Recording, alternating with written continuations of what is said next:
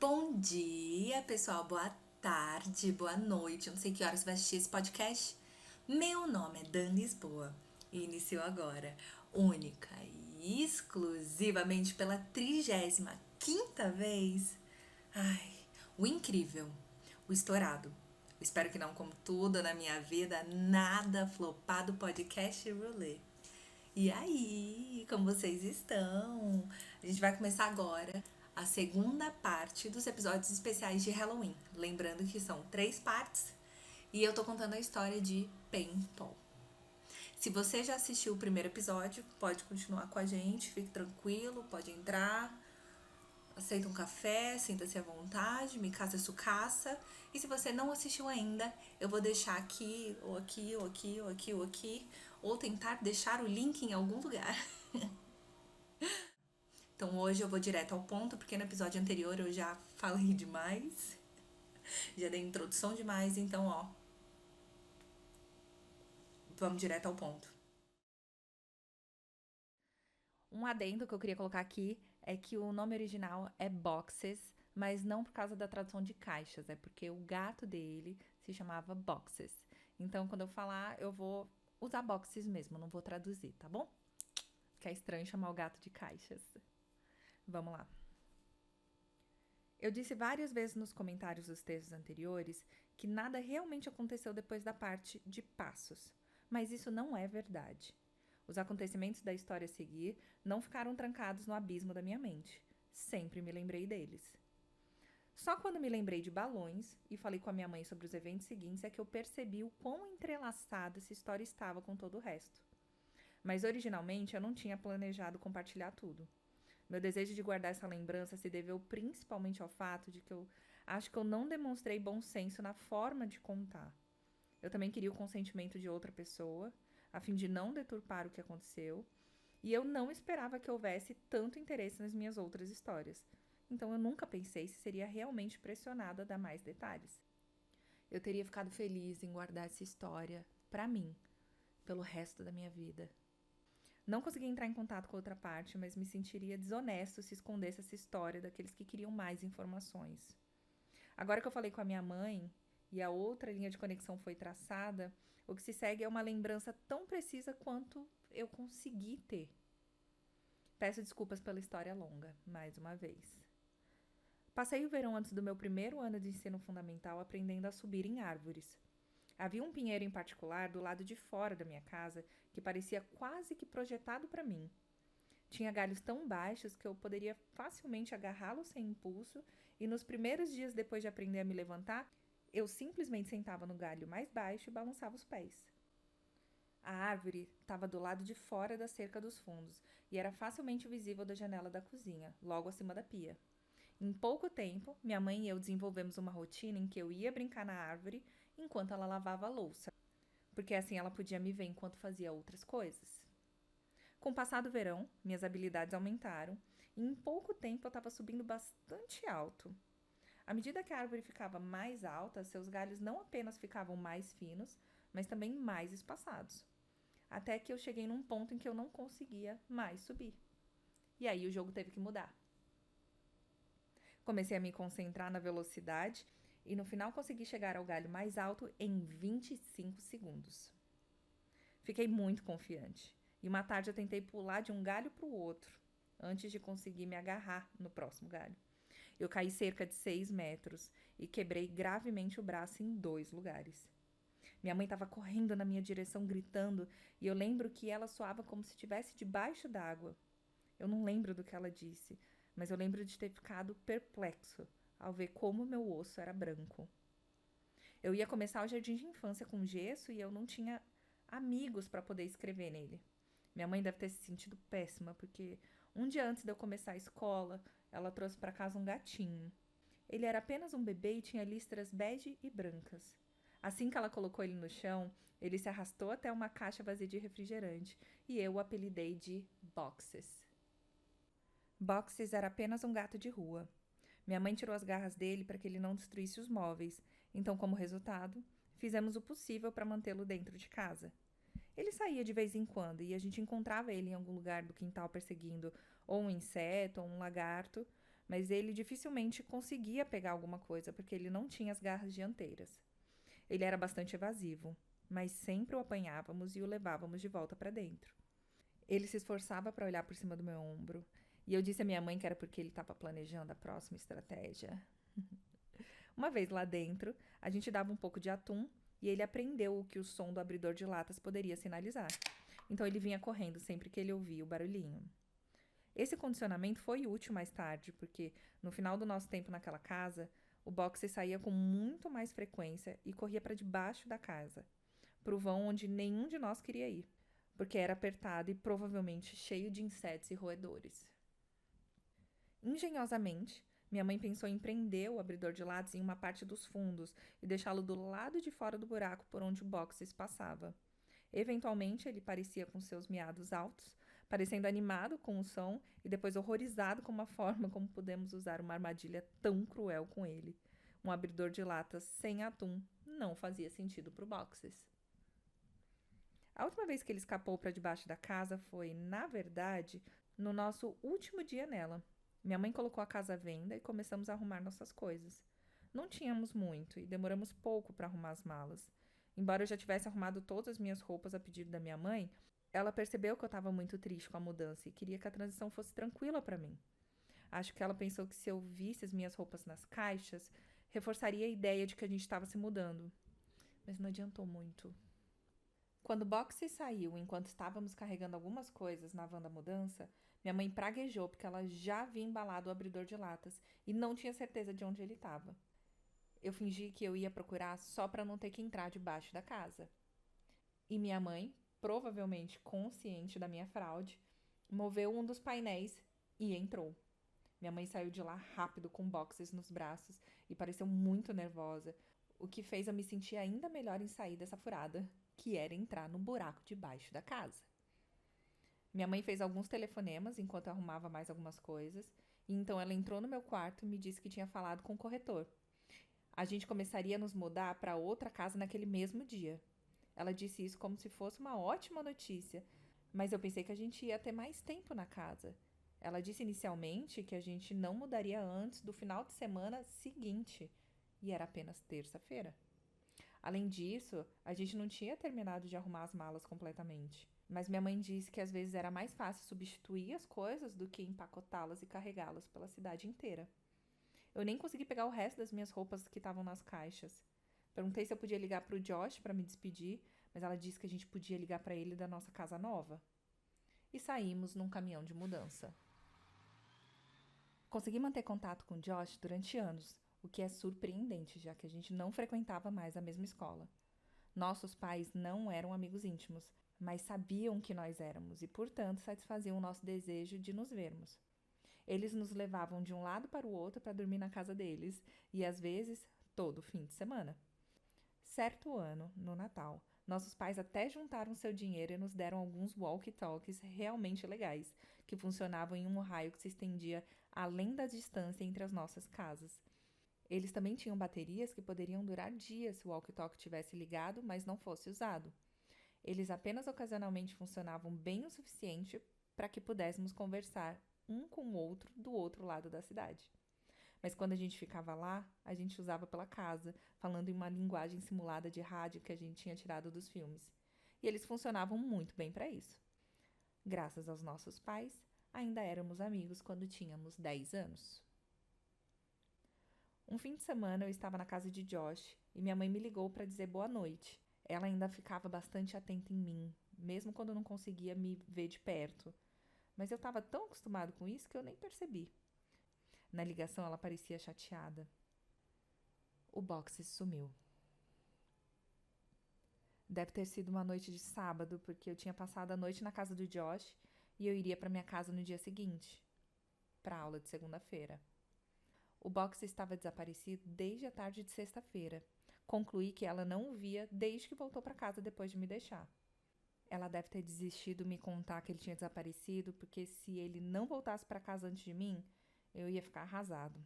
Não apenas com a sua ausência, mas com a forma como ela poderia ter escondido isso de mim. Ela me disse para não me preocupar. Ele vai voltar, ele sempre volta. Mas o Box não voltou. 3 fins de semana depois, fiquei na casa de Josh novamente. Eu ainda estava chateado com o sumiço do Boxes, mas minha mãe me disse que houve muitas ocasiões em que os animais de estimação desapareciam, ficavam semanas fora ou até meses e depois voltavam por conta própria. Ela disse que eles sempre souberam onde fica sua casa e sempre tentariam voltar.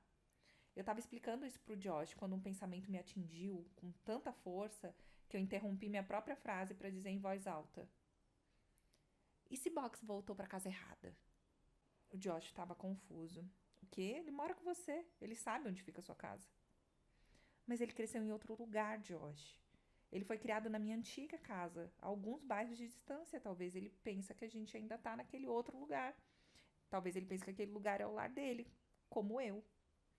Entendi. Bem, isso seria ótimo. Amanhã contaremos pro meu pai e ele leva a gente lá para que a gente possa dar uma olhada." "Não, ele não vai, cara.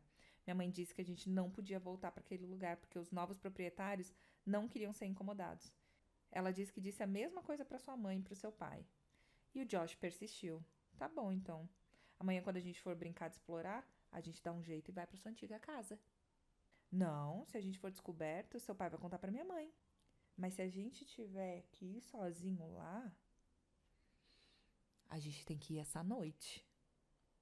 Não demorou muito para convencer um ou outro a concordar.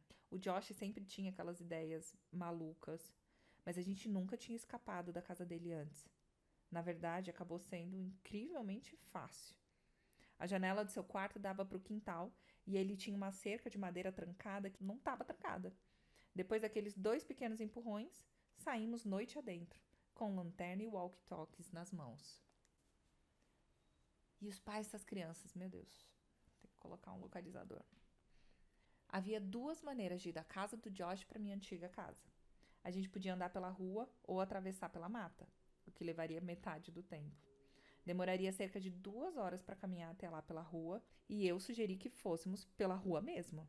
Eu disse a ele que era porque eu não queria me perder e o Josh se recusou e disse que se a gente fosse visto, poderiam reconhecer ele e contar para o pai dele. Ele ameaçou voltar para casa se a gente não pegasse o atalho, então eu aceitei porque eu não queria mais ir sozinho. O Josh não sabia sobre a última vez que eu andei naquela floresta à noite. A floresta era muito menos assustadora com um amigo e uma lanterna. E estávamos avançando bastante. Eu não tinha muita certeza de onde a gente estava, mas o Josh parecia bastante confiante. E isso reforçou meu moral. Passamos por um trecho particularmente denso de árvores emaranhadas, quando a alça do meu walkie-talkie ficou presa em um galho. O Josh estava com a lanterna e eu estava lutando para liberar o walkie-talkie quando eu ouvi o Josh dizer: "Ei, cara, quer dar um mergulho?" Olhei pra ele, ele tava apontando a lanterna, mas eu fechei os olhos, né, na hora que ele fez isso. Porque agora eu sabia onde a gente tava. Ele tava apontando pra boia da piscina. Foi aqui que eu acordei naquela floresta anos atrás. Senti um nó na garganta e lágrimas frescas nos olhos enquanto continuava a lutar com o walkie-talkie. Frustrado, puxei com força suficiente para libertar, me virei e caminhei até o Josh, que estava parcialmente deitado na boia da piscina em uma pose de imitação de banho de sol. Enquanto eu caminhava em direção a ele, tropecei e quase caí em um buraco bastante grande que ficava no meio daquela pequena clareira. Mas eu recuperei o equilíbrio e parei bem na beirada. Era fundo. Fiquei surpresa com o tamanho do buraco, mas ainda mais surpresa com o fato de não me lembrar dele.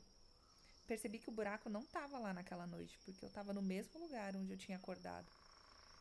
Tirei isso da minha cabeça e eu virei pro Josh. "Para de brincar, cara. Você viu que eu tava presa ali e você tá aqui brincando com a boia."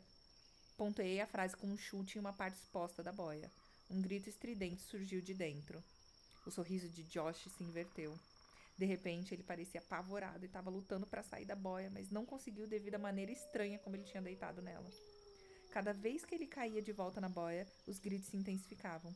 Eu queria ajudar o Josh, mas eu não conseguia me aproximar mais, minhas pernas não cooperavam, elas estavam congeladas. Eu odiava essa floresta. Peguei a lanterna que ele tinha jogado enquanto se debatia e iluminei a boia sem saber o que esperar. Finalmente, o Josh conseguiu sair e correu pro meu lado, olhando para onde eu estava iluminando. De repente, lá estava. Foi um rato. Comecei a rir nervosamente. Nós dois assistimos o rato correr pela floresta, levando consigo os gritos. Josh me deu um soco leve no braço, o sorriso voltando lentamente ao seu rosto e continuamos andando. A gente acelerou o passo e saiu da floresta mais rápido do que a gente tinha pensado. Nos encontramos de volta ao meu antigo bairro. A última vez que eu fiz essa curva, eu vi minha casa totalmente iluminada e todas as lembranças do que aconteceu vieram à tona. Eu senti um aperto no coração quando eu finalmente estava virando a esquina e prestes a encarar a vista completa da minha casa, lembrando de como ela estava clara. Só que dessa vez, todas as luzes estavam apagadas. De longe eu podia ver a minha velha trepadeira, e enquanto a minha mente traçava os passos da casualidade para trás, percebi que eu não voltaria aqui essa noite se aquela árvore não tivesse crescido. E fiquei brevemente impressionado com a forma como todos os eventos eram assim. À medida que nos aproximávamos, pude ver que o gramado estava horrível. Eu nem conseguia adivinhar quando tinha sido aparado pela última vez. Uma das venezianas estava parcialmente solta e balançava para frente e para trás com a brisa. E, no geral, a casa parecia suja. Fiquei triste em ver minha antiga casa em tal estado de abandono. Por que minha mãe se importaria se incomodássemos os novos donos, se eles se importavam tão pouco com o lugar onde moravam? Então eu percebi. Não tinham novos proprietários. A casa estava abandonada. Embora parecesse simplesmente abandonada, por que minha mãe mentiria para mim sobre a chegada de novas pessoas? No fim, eu achei que isso era, na verdade, uma coisa boa. Seria mais fácil procurar pelo boxe se a gente não tivesse que nos preocupar em ser visto pela nova família. Isso torna tudo muito mais rápido. Josh interrompeu meus pensamentos enquanto a gente passava pelo portão e subíamos para casa. Sua velha casa é uma merda, cara. O Josh falou mais baixo que pôde. Cala a boca, Josh. Mesmo assim é melhor que a sua. Ei, cara. Tá. Acho que provavelmente o box está debaixo da casa. Um de nós vai ter que ir lá e olhar, mas o outro tem que ficar perto da abertura, caso ele saia correndo. Ah, você tá falando sério? Sem chance de eu entrar lá. É o seu gato, você vai. Olha, eu aposto, a menos que você esteja com muito medo. Eu disse, segurando o punho fechado sobre a palma da mão virada para cima. Tudo bem, mas a gente joga no tiro, não no 3. É pedra, papel, tesoura, joga. E não 1, 2, 3. Eu sei como jogar, Josh. Você é quem sempre erra. E ganha quem fizer 2 de 3. Eu perdi. Eu soltei o painel que minha mãe sempre movia quando ela tinha que rastejar aqui embaixo para pegar o boxes. Ela só precisou fazer isso algumas vezes, já que o truque do abridor de latas geralmente funcionava. Mas quando teve que fazer, odiou, especialmente da última vez. E enquanto eu olhava para a escuridão no vão subterrâneo, eu entendi melhor o porquê. Antes da gente se mudar, ela disse que, na verdade, era melhor que o box corresse para baixo, apesar do quão difícil seria tirá-lo de lá. Era menos perigoso do que ele pular a cerca e correr pela vizinhança. E tudo isso era verdade, mas eu ainda estava com medo de fazer isso. Peguei a lanterna e o walkie-talkie e comecei a rastejar para dentro. E um cheiro muito forte me dominou. Era cheiro de morte. Liguei meu walkie-talkie e... Josh, você tá aí? Aqui é quem fala é Macho Man, câmbio. Josh, para com isso. Tem alguma coisa errada aqui. O que você quer dizer? Mano, aqui tá fedendo. Parece que alguma coisa morreu. E o Boxes? Eu realmente espero que não seja o Boxes. Larguei o walkie-talkie e movi a lanterna enquanto rastejava para frente. Olhando pelo buraco de fora, era possível ver todo o caminho de volta com a iluminação certa, mas era preciso estar dentro para ver ao redor dos blocos de suporte que sustentavam a casa. Eu diria que cerca de 40% da área você não pode ver a menos que esteja realmente rastejando lá embaixo. Mas mesmo lá dentro, eu descobri que só conseguia ver direito para onde a lanterna apontava. E eu percebi que isso tornaria muito mais difícil de explorar o local. À medida que avançava, o cheiro se intensificava. O medo crescia em mim de que o box tivesse vindo aqui e algo tivesse acontecido com ele. Apontei a lanterna ao redor, mas eu não consegui ver muita coisa. Eu envolvi meus dedos em um bloco de apoio para me puxar para frente, e ao fazer isso, senti algo que fez minha mão recuar. Pelo. Meu coração afundou e eu me preparei emocionalmente para o que estava prestes a ver. Rastejei lentamente para poder prolongar o que eu sabia que estava por vir, e aproximei meus olhos e a lanterna do bloco para ver o que havia do outro lado. Cambaleei para trás horrorizado. Jesus Cristo! Escapou da minha boca trêmula. Era uma criatura horrível e retorcida, bastante decomposta. Sua pele parecia apodrecida em seu rosto e os dentes eram enormes, o cheiro era insuportável. O que é? Você tá bem? É o Boxes. Peguei o walkie-talkie. Não é o Boxes. Bem, então que diabos é isso? Não sei. Não sei. Iluminei novamente ele e olhei com menos medo, até que eu ri. É um guaxinim. Tá, continua procurando. Eu vou entrar na casa pra ver se ele conseguiu entrar de alguma forma. Quê? Não, Josh, não entra aí. E se o box estiver aqui embaixo e fugir de novo? Ele não pode. Coloquei a tampa que cobre o buraco de volta. Eu olhei pra trás e vi que ele tava falando a verdade. Por que você fez isso?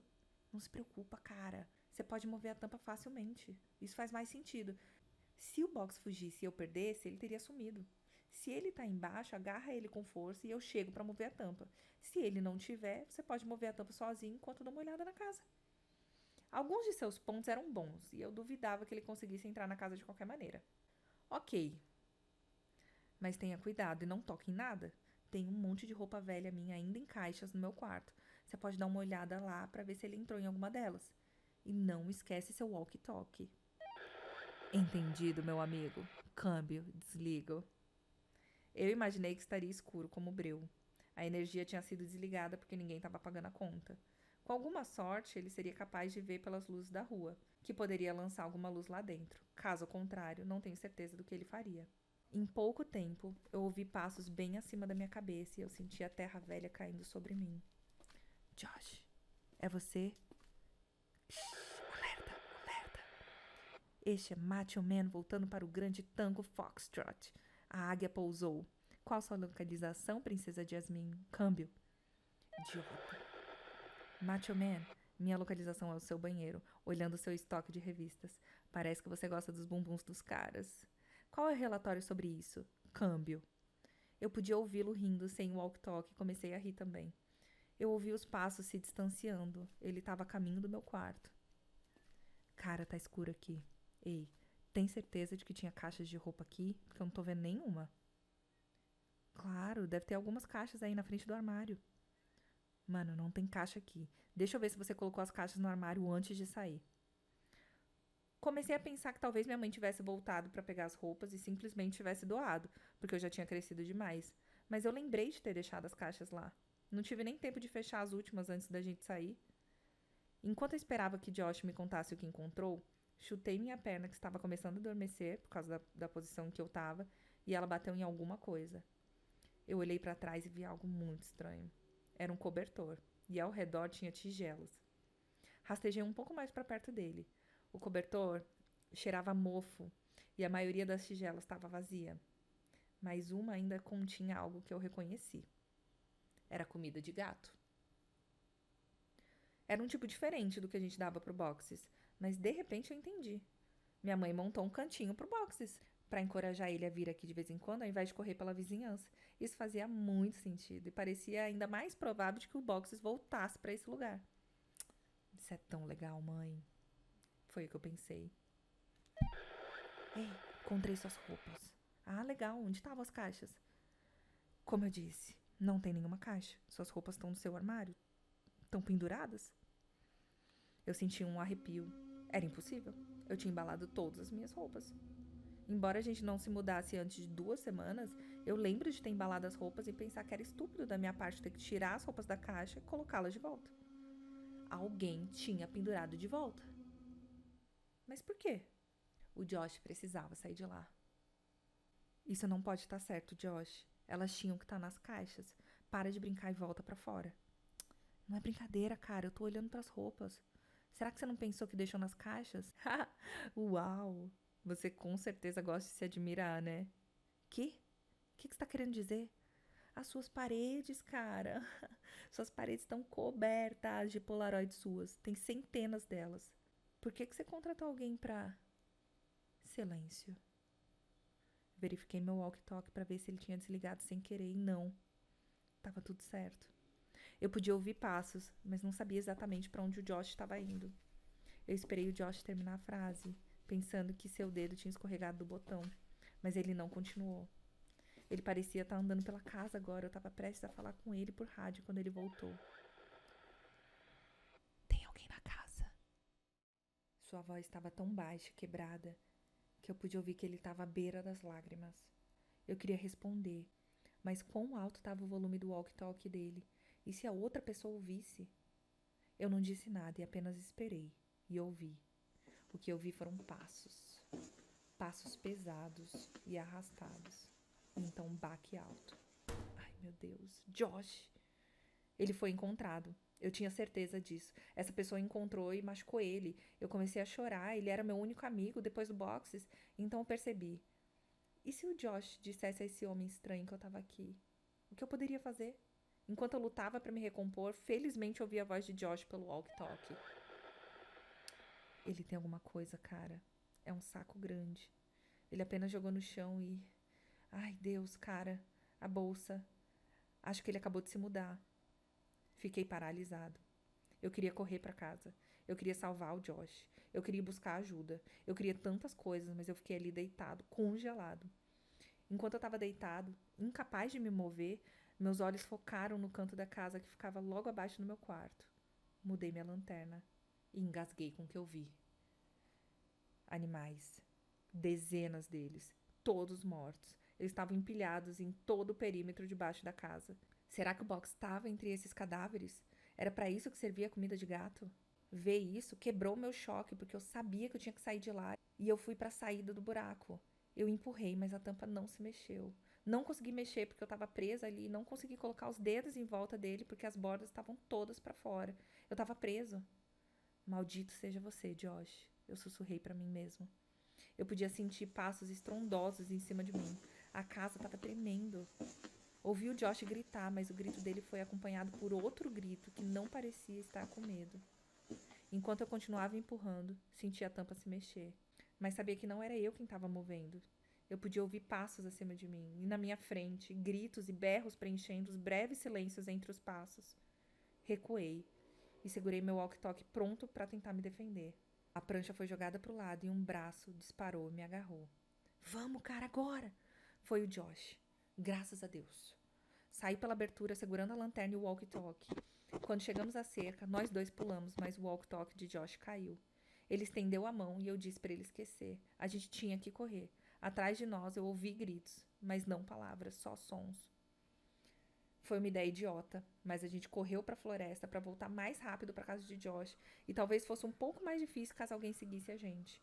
Durante todo o caminho pela floresta, o Josh continuou gritando. Minha foto! Ele tirou minha foto!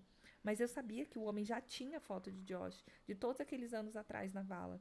Suponho que Josh ainda pensava que aqueles sons mecânicos vinham de um robô. Voltamos para a casa de Josh e fomos para o quarto dele antes que seus pais acordassem. Perguntei a ele sobre o saco grande na casa e se ele realmente se mexia, mas ele disse que não tinha certeza. Ele continuou se desculpando por deixar cair o walkie-talkie em casa, mas obviamente isso não era grande coisa. A gente não dormiu e a gente ficou olhando pela janela esperando por ele. Fui para casa mais tarde naquele dia, pois já eram cerca de 3 da manhã. Contei para minha mãe o básico dessa história há alguns dias, agora adulto. Ela desabou e ficou furiosa com o perigo que eu corri. Perguntei por que ela inventou todas aquelas coisas sobre incomodar os novos proprietários para me impedir de ir. Por que ela achava que a casa era tão perigosa? Ela ficou histérica, mas respondeu a minha pergunta. Minha mãe agarrou minha mão e apertou com mais força do que eu pensava que ela seria capaz. Fixou seus olhos nos meus e sussurrou como se tivesse medo de ser ouvida. A casa era perigosa, mãe? Por que você mentiu? Porque eu nunca coloquei nenhum maldito cobertor ou tigela embaixo da casa pro boxes. Você não foi o único a ver. Eu fiquei tonto. Eu entendo tudo agora. Eu entendi porque ela parecia tão inquieta depois de tirar o boxes debaixo da casa no nosso último dia lá. Ela encontrou mais do que aranhas ou um ninho de rato naquele dia. Eu entendi porque saímos quase 2 semanas mais cedo. Eu entendi porque ela tentou me impedir de voltar. Ela sabia. Ela sabia que ele fez sua casa sob a nossa casa e escondeu isso de mim. Saí sem dizer mais nada e não terminei a história para ela. Mas quero terminar aqui. Para você. Cheguei da casa do Josh naquele dia. Joguei minhas coisas no chão e elas se espalharam por toda parte. Eu não me importava, eu só queria dormir. Acordei por volta das 9 da noite com o miado do Boxes. Meu coração deu um pulo. Ele finalmente voltou para casa. Eu fiquei um pouco enjoada com o fato de que, se eu tivesse esperado um dia, nenhum dos eventos na noite anterior teria acontecido e eu teria o Boxes de qualquer maneira. Mas isso não importava, ele estava de volta. Saí da cama e chamei ele olhando em volta para captar algum brilho de luz em seus olhos. O choro continuou e eu segui. Estava vindo de debaixo da cama. Eu ri um pouco pensando que tinha acabado de me arrastar para baixo de uma casa procurando por ele, e como isso era muito melhor.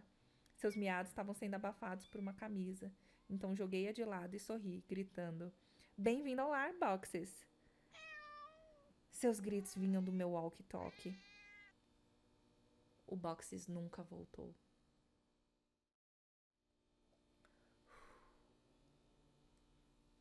Esse é o final da terceira parte.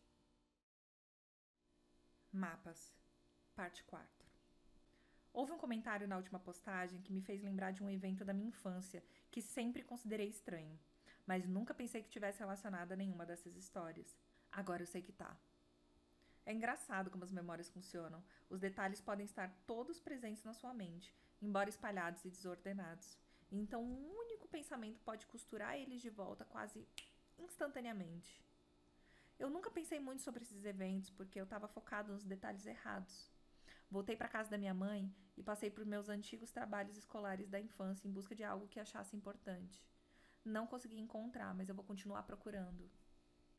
A maioria das cidades antigas e os seus bairros não foram planejados com a ideia de que a população começaria a crescer exponencialmente e precisaria ser acomodada. O traçado das estradas geralmente corresponde originalmente às restrições geográficas e à necessidade de conectar pontos de importância econômica. Uma vez estabelecidas as vias de conexão, novos negócios e estradas são posicionados estrategicamente ao longo da estrutura existente. E, eventualmente, os caminhos escavados na terra são imortalizados no asfalto, deixando espaço apenas para pequenas modificações, acréscimos e alterações, mas nunca para uma mudança drástica. Meu bairro de infância deve ter sido antigo, então. Se linhas retas se movem na diagonal, então meu bairro deve ter sido construído com base nas viagens de uma cobra. As primeiras casas construídas devem ter sido colocadas ao redor do lago e gradualmente a área habitável aumentou à medida que novas extensões foram construídas a partir do caminho original. Mas essas novas extensões sempre terminavam abruptamente em um ponto ou outro. Havia apenas uma entrada-saída para todo o bairro. Muitas dessas extensões eram limitadas por um afluente que alimentava e bebia do lago e passava bem perto do que eu passei a chamar, e tenho chamado nessas histórias, de a vala. Muitas das casas originais tinham quintais enormes, mas alguns desses terrenos originais foram divididos, deixando propriedades com limites cada vez menores. Uma vista aérea do meu bairro daria a impressão de que uma lula enorme tinha morrido na mata e que algum empreendedor aventureiro encontrou o cadáver e pavimentou as estradas sobre seus tentáculos. Da minha varanda, dava para ver as antigas casas que cercavam o lago, mas a casa da senhora Meg era a minha favorita. Ela tinha, pelo que eu me lembro, por volta de 80 anos, mas apesar disso, era uma das pessoas mais amigáveis que eu já conheci. Ela tinha uma cabeça de cachos brancos e soltos e sempre usava vestidos leves com padrões florais. Ela conversava comigo e com Josh da sua varanda de trás quando estávamos nadando no lago e sempre nos convidava para um lanche. Ela dizia que estava solitária porque o seu marido Tom sempre estava fora para trabalho, mas o Josh e eu sempre declinávamos e recusávamos seu convite, pois por mais legal que a senhora Meg fosse, ainda havia algo de um pouco estranho sobre ela. De vez em quando nadávamos, ela dizia: Chris e John, vocês são muito bem-vindos aqui a qualquer hora. E ainda podíamos ouvi-la gritando isso enquanto estávamos voltando para minha casa. A senhora Meg, como muitos dos proprietários mais velhos, tinha um sistema de irrigação que funcionava como um temporizador. Mas ele parecia meio quebrado, porque às vezes ele ligava ao longo do dia em horários aleatórios, e frequentemente até à noite, o ano todo. Embora nunca tivesse frio o suficiente para nevar muito, muitas vezes durante o inverno eu saía pela manhã só para ver o quintal da senhora Meg, que ficava transformado em um surreal paraíso ártico pela água congelada. Todos os outros quintais estavam esterilizados e secos pelo frio cortante do inverno, mas ali, bem no meio daquela lembrança sombria da selvageria da estação, estava um oásis de belas camadas de gelo pendendo como estalactites de cada ramo, de cada árvore e cada folha de cada arbusto. À medida que o sol surgia, Ele refletia e cada pedaço de gelo estilhaçava o sol em um arco-íris que só poderia ser visto brevemente antes que ofuscasse você. Mesmo como uma criança, eu fiquei impressionado com essa beleza. E muitas vezes Josh e eu íamos até lá para caminhar sobre a grama congelada e ter batalhas de espadas com os pedaços de gelo. Uma vez eu perguntei para minha mãe por que a senhora Meg deixava assim. Minha mãe parecia procurar pela explicação antes de dizer: Bom, querido, a senhora Meg está muito doente. E às vezes, quando ela está muito doente, ela fica confusa. É por isso que ela confunde o nome de você e do Josh às vezes. Ela não quer, mas às vezes ela só não consegue lembrar. Ela vive naquela casa grande, sozinha, então tá tudo bem se você conversar com ela quando for nadar no lago. Mas quando ela te convidar para entrar, você deve continuar dizendo não. Seja educado e os sentimentos dela não ficarão feridos. Mas ela vai ficar menos solitária quando o marido dela voltar para casa, não vai? Quanto tempo ele vai ficar fora do trabalho? Parece que ele tá sempre fora. Minha mãe parecia estar lutando e eu podia ver que ela ficou muito chateada, então finalmente respondeu: Querido, o Tom não vai voltar para casa. O Tom tá no céu. Ele morreu há muitos anos, mas a senhora Meg não se lembra. Ela fica confusa e esquece, mas o Tom nunca vai voltar para casa. Se alguém se mudasse para lá com ela, ela até poderia pensar que era o Tom. Mas ele se foi, querido. Eu provavelmente tinha 5 ou 6 anos quando ela me contou isso. Embora eu não entendesse completamente, eu ainda estava profundamente triste pela senhora Meg. Agora eu sei que a senhora Meg tinha Alzheimer. Ela e seu marido Tom tinham 2 filhos, Chris e John. Os dois tinham feito planos de pagamento com as concessionárias de serviços públicos e pagavam a água e a luz da senhora Meg, mas nunca a visitavam. Não sei se aconteceu alguma coisa entre eles, ou se foi a doença, ou se simplesmente moravam muito longe, mas nunca apareceram. Não faço ideia de como eram, mas houve momentos em que a senhora Meg deve ter achado que o Josh e eu éramos como eles quando crianças. Ou talvez ela tenha visto o que alguma parte da minha mente queria desesperadamente que ela visse, ignorando as imagens transmitidas por seu nervo óptico e por um breve momento, mostrando-lhe o que costumava ser. Só agora percebo quão solitária ela deve ter se sentido. Durante todo o verão após o jardim de infância, antes dos acontecimentos da história Balões, Josh e eu começamos a explorar a mata perto da minha casa, como o afluente do lago. A gente sabia que a mata entre as nossas casas estava conectada, e a gente achou que seria legal se o lago perto da minha casa tivesse de alguma forma conectado ao riacho ao redor da casa dele. Então a gente resolveu descobrir. A gente ia criar mapas. O plano era fazer 2 mapas separados e depois combiná-los. Faríamos um mapa explorando a área ao redor do riacho, perto da casa dele, e outro seguindo a saída do meu lago. Originalmente a gente ia fazer um mapa, mas não deu certo porque minha área era tão grande que a dele não ia caber no papel por causa da escala. Então ficamos com 2 mapas, o mapa do lago da minha casa e o mapa do riacho da casa dele. Nas primeiras semanas correu muito bem. Caminhávamos pela mata ao longo da água e parávamos a cada 2 minutos para adicionar detalhes ao mapa. E parecia que os 2 mapas se encaixariam a qualquer momento. A gente não tinha nenhum equipamento necessário para o trabalho, nem mesmo uma bússola, mas a gente se virava. Tivemos a ideia de espetar a terra com um pedaço de pau ao chegar no final da primeira aventura, para que, se encontrássemos o pedaço de pau na direção oposta no fim da semana seguinte, a gente ia saber que tínhamos juntado os mapas. Talvez a gente fosse os piores cartógrafos do mundo. No entanto, com o tempo, a mata se tornou muito densa perto da água que vinha do lago e a gente não conseguiu prosseguir. Passou um tempo e a gente perdeu o interesse pelo projeto, então a gente reduziu significativamente as nossas explorações, mas não completamente quando começamos a vender raspadinhas.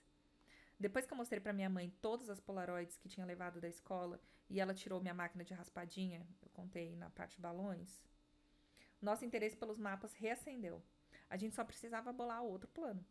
Embora eu não entendesse porquê, minha mãe passou a criar restrições extremamente severas sobre o que eu podia fazer e para onde eu podia ir. E eu tinha que avisar com frequência se saía para brincar com Josh. Isso significava que a gente não podia ficar na mata por horas e continuar procurando um novo caminho. Tivemos uma ideia e pensamos que poderíamos simplesmente nadar quando chegássemos ao atalho da mata. Mas isso claramente não funcionaria porque o mapa ficaria molhado. Tentamos ir mais rápido quando vínhamos da casa do Josh, mas acabamos nos deparando com o mesmo problema. Então, a gente teve uma ideia brilhante. Construímos uma jangada. O instinto de sobrevivência dessas crianças é nulo. Devido às obras no bairro, havia uma grande quantidade de sucata de material de construção que a empresa colocava na vala para mantê-la fora da estrada. Originalmente imaginávamos um navio formidável, completo com mastro e âncora, mas isso rapidamente se transformou em algo mais manejável. Deixamos de lado a madeira e pegamos vários pedaços grandes de isopor com espuma e amarramos com corda e linha de pipa. Lançamos nossa embarcação um pouco mais abaixo na água, em relação à casa da senhora Meg, e acenamos em despedida enquanto ela nos gesticulava para voltarmos em sua direção. Mas nada nos impediu. A jangada funcionou muito bem, e embora ambos nos comportássemos e falássemos como se a funcionalidade da jangada fosse garantida, lembro que eu fiquei um pouco surpresa. Cada um de nós tinha um galho de árvore bem comprido para usar como remo, mas descobrimos que era mais fácil simplesmente empurrar a terra sob a água. Quando a água ficava muito funda, simplesmente deitávamos de bruços e usávamos as mãos para remar na água, o que ainda funcionava, embora não muito bem. A primeira vez que tivemos que recorrer a esse método de propulsão, eu lembro de ter pensado que de muito longe devia aparecer um homem colossalmente gordo com braços minúsculos nadando. Na verdade, foram necessárias várias viagens para levar a jangada até o trecho intransitável da mata que marcava o ponto mais distante que a gente tinha alcançado. Depois que a gente teve a ideia de marcar o chão com a vara, começamos a correr pela mata até a gente chegar nela. E então, com o máximo de cuidado e precisão que a gente conseguia, a gente ia traçar um novo curso. Isso significava que o impasse era bem distante, então navegar desde a minha casa até o bloqueio na mata estava demorando mais do que esperado. Navegávamos um pouco e depois atracávamos a jangada. E então, na próxima vez, corríamos pela mata até a jangada e íamos um pouco mais longe. A gente continuou assim até a primeira série. Josh e eu fomos designados para grupos diferentes naquele ano. Então, como não nos víamos muito durante o dia escolar, nossos pais estavam mais dispostos a nos deixar passar o final de semana inteiro juntos. Além disso, o pai do Josh tinha assumido um longo trabalho de construção, que exigia que ele trabalhasse nos finais de semana. E a sua mãe estava de plantão, o que significava que Josh ficava na minha casa quase todo final de semana, durante semanas a fio. A gente devia estar fazendo um excelente progresso, mas quando finalmente chegamos ao impasse e tivemos a oportunidade de explorar além dele, a gente não conseguiu encontrar um lugar sequer para atracar a balsa. A mata era simplesmente muito densa, e a água tinha erodido o terreno a ponto de haver uma elevação de quase 60 centímetros de terra sobre o afluente, expondo as raízes retorcidas e úmidas das árvores acima. Tínhamos que voltar todas as vezes e deixar a balsa no mesmo grupo de árvores que nos levou a construí-la. Pior ainda, o inverno tinha chegado, então a gente não podia justificar sair de casa de shorts de nado. A gente não estava chegando a lugar nenhum. A gente sempre tinha que voltar para casa antes de poder ganhar mais terreno. Em um sábado, por volta das 7 da noite, Josh e eu estávamos brincando quando uma das colegas de trabalho da minha mãe bateu à nossa porta. O nome dela era Samantha, e eu me lembro muito bem dela agora porque eu pedi ela em casamento alguns anos depois, quando eu estava visitando minha mãe no trabalho. Minha mãe disse que precisava ir trabalhar para consertar um problema que tinha surgido e que voltaria em cerca de 2 horas. O carro dela estava no conserto, então ela teria que ir com a Samantha. Mas deduzi que o problema era culpa dela e que discutir isso no carro era o motivo pelo qual levaria apenas 2 horas. Ela disse que em hipótese alguma deveríamos sair de casa ou abrir a porta para alguém. Ela estava no meio da explicação de que ligaria de hora em hora quando chegasse para dar notícias, mas encerrou a declaração prematuramente ao se lembrar de que o nosso telefone tinha sido desligado por falta de pagamento. Por isso, a Samantha tinha acabado de aparecer sem avisar. Ela me olhou fixamente nos olhos enquanto fechava a porta e disse: "Fique aonde está." Essa era a nossa chance. A gente ficou observando ela dirigir pela estrada sinuosa em direção à saída. E assim que o carro fez a curva, a gente correu de volta pro meu quarto. Joguei minha mochila fora enquanto Josh pegava o mapa.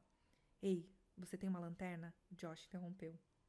"Não, mas a gente volta bem antes de escurecer." Eu tava pensando, só por precaução, que a gente deveria ter uma. "Minha mãe tem uma, mas eu não sei onde ela guarda." Pera. Corri pro meu armário e peguei uma caixa na prateleira de cima. "Você tem uma lanterna aí?" perguntou o Josh. "Não exatamente."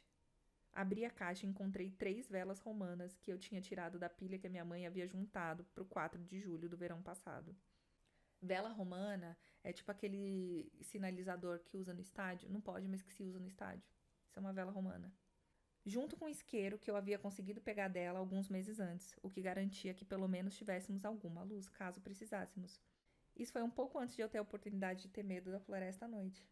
Então não foi o medo que motivou a nossa busca por uma fonte de luz, apenas a praticidade.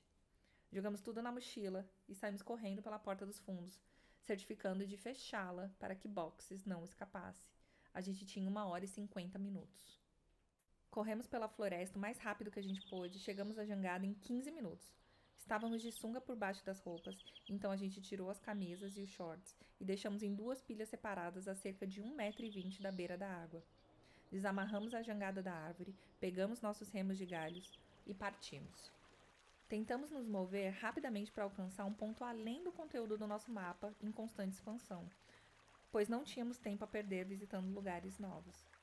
Sabíamos que éramos mais lentos na jangada do que em terra firme e que ficaríamos nela por um bom tempo, já que a mata era muito densa para caminhar e não tinha lugar para atracar. Isso significava que teríamos que voltar com a jangada ao local de atracação original, mesmo que encontrássemos um novo local para atracar mais à frente. Depois de passarmos pela última parte mapeada do nosso mapa, a água começou a ficar muito funda e eventualmente não conseguíamos mais tocar o fundo com os galhos das árvores. Então deitamos de bruços e remamos com as mãos. Estava ficando mais escuro e, como resultado, estava ficando mais difícil distinguir as árvores umas das outras. E nós dois estávamos ficando um pouco nervosos. Para manter o ritmo, a gente remava rápido com os braços, mas isso fazia muito barulho, pois as nossas mãos repetidamente confrontavam e depois rompiam a tensão superficial da água. Durante esses períodos, a gente podia ouvir o estalar de folhas mortas e o estalar de gravetos caídos na mata à nossa direita. À medida que a gente reduzia o passo e silenciávamos os nossos movimentos, o farfalhar na mata cessava. E começávamos a nos preocupar se o som realmente existia. Não sabíamos que tipo de animais residiam tão longe na mapa, mas a gente sabia que a gente não queria descobrir. Enquanto Josh corrigia o mapa que eu estava iluminando com isqueiro, fomos repetidamente confrontados com o fato de que os sons não eram imaginados. Rápida e ritmicamente, ouvimos. Parecia estar se afastando um pouco de nós. Avançando pela floresta, logo além do nosso mapa. Estava escuro demais para enxergar. A gente tinha calculado mal quanto tempo o sol permaneceria. Nervoso, eu disse. Olá? Houve um breve momento de tensão ofegante enquanto a gente estava estático na água. Esse silêncio foi subitamente quebrado por risadas. Olá, Josh gargalhou. E daí?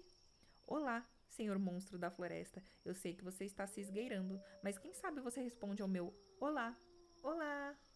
Percebi o quão estúpido isso era. Fosse qual fosse o animal, ele não ia responder. Eu só percebi que tinha dito isso depois, mas se houvesse algo ali, obviamente não receberia uma resposta. Josh continuou, hello, com falsete alto. Hello, eu respondi em barítono, mais profundo que consegui. Olá, camarada. Hello, bebop, hello. Continuamos zombando um do outro e estávamos no processo de virar a jangada para voltar quando ouvimos. Olá. Era um sussurro forçado, como se fosse alimentado pela última respiração de um par de pulmões murchando. Mas não soava doente. Vinha do local logo fora do mapa, que agora estava atrás de nós. Lentamente, mudei de posição na jangada e encarei a direção do som enquanto eu lutava com o foguete romano. Eu queria ver. O que você tá fazendo? O Josh sussurrou. Mas eu já tinha acendido. À medida que o pavio faiscante se afundava no envoltório, eu segurei pro céu. Eu nunca havia realmente disparado um desses antes e pensei em usá-lo como sinalizador dos filmes. Uma esfera verde brilhante disparou em direção às estrelas e rapidamente se apagou. Abaixei meu braço, mas em direção ao horizonte. Eu me lembrava de que havia várias cores, mas eu não conseguia lembrar quantas vezes um desses disparava antes de se esgotar. Uma segunda bola de luz vermelha estourou e chiou acima das árvores, mas ainda não via nada. Vamos embora, cara. Josh pressionou, enquanto se virava para encarar a direção de volta para casa e começava a remar desesperadamente. Só mais uma.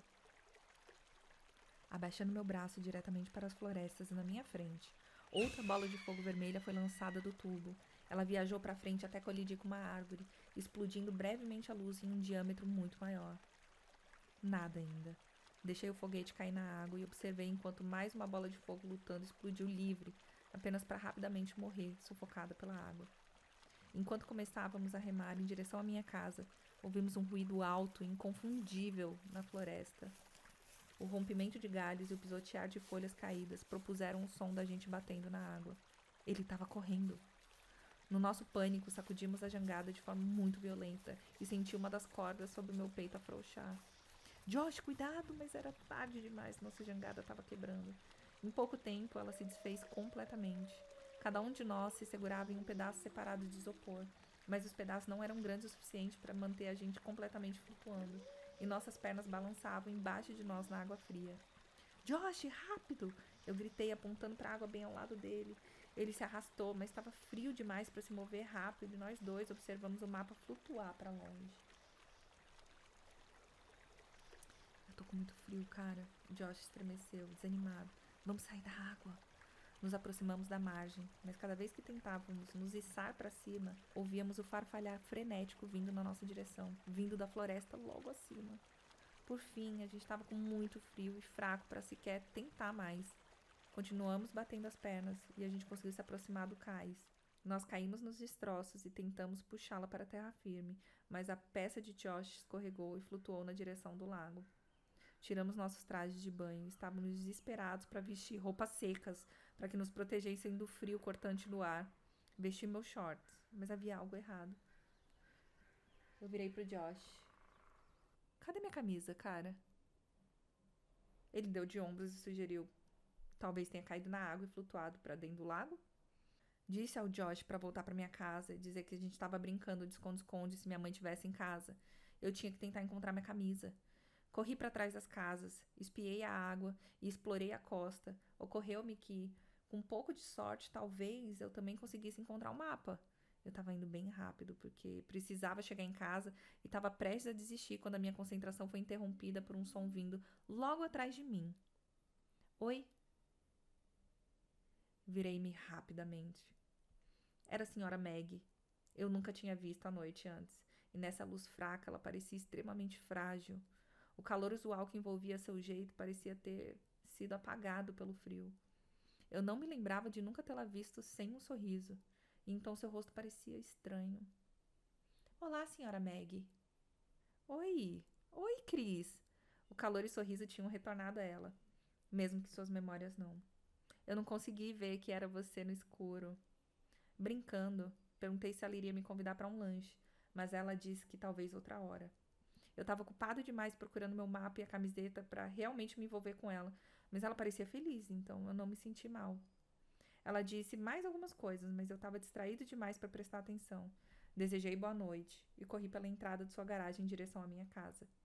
Atrás de mim, eu podia ouvir seus passos atravessando o quintal congelado, mas eu não me virei para acenar. Precisava voltar para casa. Cheguei em casa alguns minutos antes da minha mãe, e quando ela entrou, Josh e eu já tínhamos trocado de roupa e nos aquecido. Conseguimos nos safar, mesmo que tivéssemos perdido o mapa. Não conseguiu encontrar? Não. Mas eu vi a senhora Maggie. Ela me chamou de Chris de novo. Tô te dizendo, cara. Fico feliz que você nunca a viu de noite. Ambos rimos, e ele me perguntou se ela me convidou para um lanche, brincando que os lanches deviam ser terríveis, já que ela não conseguia nem mesmo dá-los. Eu disse a ele que não, e ele ficou surpreso, e agora que tinha tempo para pensar sobre isso, eu também fiquei. Literalmente, toda vez que a gente viu essa senhora, ela convidou a gente para um lanche, e aqui eu tinha, embora sarcasticamente me convidado, ela disse não. Enquanto Josh falava mais sobre a senhora Maggie, eu de repente percebi que o isqueiro ainda poderia estar no meu bolso, e que seria desastroso para minha mãe encontrar. Peguei os shorts do chão e verifiquei meus bolsos. Senti algo, mas não era o isqueiro. Do meu bolso de trás, tirei um pedaço dobrado de papel e meu coração disparou. Um mapa? Eu pensei. Mas eu vi ele flutuar para longe. Ao desdobrar o papel, meu estômago se revirou enquanto tentava entender o que estava vendo. Desenhados no papel dentro de um grande oval estavam duas figuras de palito de mãos dadas. Uma era muito maior que a outra, mas nenhuma delas tinha rostos. O papel estava rasgado, então parte dele estava faltando. E havia um número escrito perto do canto superior direito. Era 15 ou 16. Eu passei nervosamente o papel pro Josh e perguntei se ele tinha colocado no meu bolso em algum momento. Mas ele reagiu com desdém à ideia e perguntou por que eu estava tão preocupado. Apontei para a figura de palito menor e o que estava escrito ao lado dela. Eram minhas iniciais. Balancei a cabeça e contei a Josh o restante da conversa entre a senhora Meg e eu. Eu sempre atribuía a troca estranha à sua doença até revisitá-la em minha mente todos esses anos depois. Ao pensar sobre isso agora, a sensação de profunda tristeza pela senhora Meg retorna, mas é aumentada por uma sensação de desespero quando eu penso sobre por que ela disse talvez outra hora.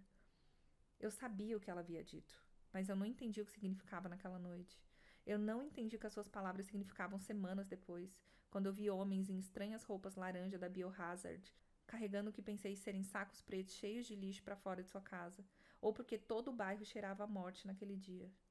Eu ainda não entendia quando eles condenaram a casa e a fecharam um pouco antes de nos mudarmos, mas agora eu entendo. Entendo porque as suas últimas palavras para mim eram tão importantes, mesmo que nem ela, nem eu percebêssemos isso na época. A senhora Meg me disse naquela noite que Tom tinha voltado para casa, mas agora eu sei quem realmente voltou. Assim como eu sei por que eu nunca vi o seu corpo sendo retirado em uma maca. Os sacos não estavam cheios de lixo.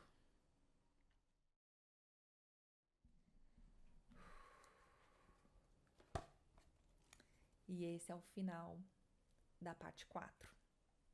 É forte, é forte. É forte. Deu até calor. Essa história é tensa.